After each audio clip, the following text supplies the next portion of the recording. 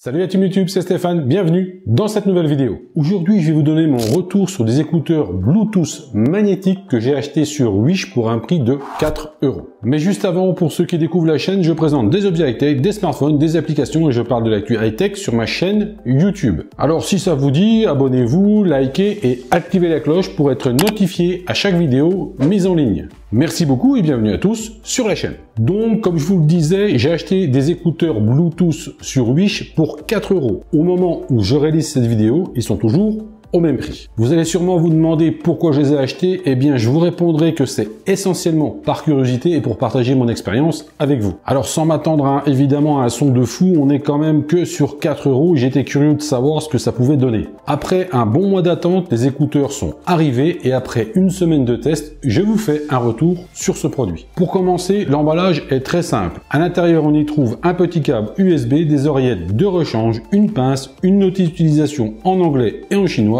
et les fameux écouteurs. Les plastiques utilisés semblent corrects, mais j'ai quand même un sérieux doute après plusieurs mois d'utilisation. Perso, je pense que ça va mal vieillir. La prise en main est ultra simple et l'appareillage au smartphone ou tablette aussi. Tout se passe avec la commande qui se trouve entre les deux écouteurs. Le bouton du milieu sert à allumer les écouteurs. Une fois allumé avec le Bluetooth activé sur votre smartphone par exemple, il le reconnaît tout de suite et il suffit de sélectionner les écouteurs pour les appareiller. Ce même bouton sert aussi à prendre un appel ou de le rejeter ou encore à passer un appel et d'y mettre fin. Pour les utilisateurs d'iOS, on peut aussi déclencher Siri. De part et d'autre, on a les boutons volume qui servent aussi à avancer ou reculer dans la playlist. Un appui long augmentera ou diminuera le volume. Un appui bref servira à avancer ou reculer dans la playlist. C'est vraiment franchement facile. La prise en main est commune à tout ce que l'on peut voir sur les écouteurs Bluetooth de ce type. Pour les recharger, il y a la prise USB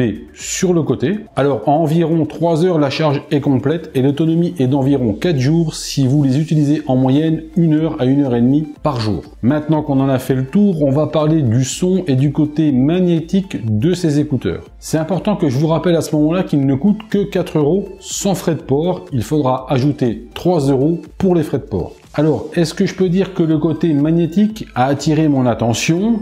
Eh bien, j'ai envie de vous répondre oui, mais il faudra pas grand-chose pour les séparer. Franchement, la partie magnétique est vraiment pas bonne du tout. On a certes des aimants, mais ils sont vraiment pas costauds et du coup, on pourrait perdre des écouteurs facilement. Il faudra y faire très attention. Ensuite, le son. Alors, comment vous dire, c'est catastrophique. Le son est hyper compressé, je me suis même demandé s'il y avait bien des aigus ou des basses. En augmentant le volume, les oreilles souffrent le martyre. Ça devient hyper aigu avec un bruit de souffle qui est vraiment, mais alors vraiment désagréable. Je pense que vous aurez compris qu'il ne faut absolument pas acheter ces écouteurs pour faire du sport ou pour écouter de la musique régulièrement. Je dirais même ne pas les acheter du tout, rien que pour le faire qu'ils risquent de fusiller nos oreilles. Si je peux résumer en une phrase, en achetant ces écouteurs, vous en serez très vite déçu. Donc évitez, d'ailleurs je vous mets même pas le lien d'achat dans la description en dessous de cette vidéo, ne cherchez pas. Voilà les amis pour ces écouteurs à 4 € achetés sur Wish. Dites-moi dans les commentaires si vous êtes déjà tombé sur ce genre de produit et que peut-être vous attendiez à mieux. Si vous avez aimé, faites péter le pouce bleu dans le coin des pouces bleus, ça fait toujours plaisir. Si vous le voulez, partagez cette vidéo sur vos réseaux sociaux,